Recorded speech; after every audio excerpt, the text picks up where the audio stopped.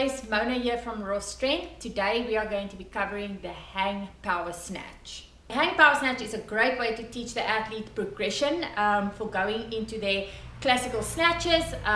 It's also a great way to teach the athlete the speed of the bar when they are from the knees upwards, so the second pull, and then obviously into the third pull. It's also a great way to teach the athlete to get under the bar really fast. It's also an exercise that you can't necessarily go as heavy as you would on your snatches, so you can work a lot of speed and technique on this movement. Some of the common mistakes that athletes make with the Hang Power Snatch is they do not have the same position above the knee as what they would if they had to do the movement from the ground. So it's very important to make sure your back angle stays the same. Another common mistake that athletes make with the Hang Power Snatch is they tend to swing the barbell, or using momentum with their pull.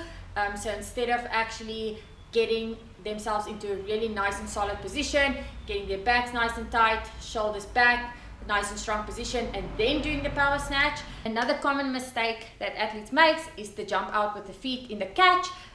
You want to make sure that you do not jump out too wide. You want to jump just wider than shoulder width or hip width apart, so that it's in the exact same position as what you would catch your snatch. If you go to the link in the description, you will also see that we have a blog post on the Hang Power Snatch, and there will also be another link in the description that you can click on. That's 16 ways to master your snatch and your clean and jerk. Grab that, guys, it's free.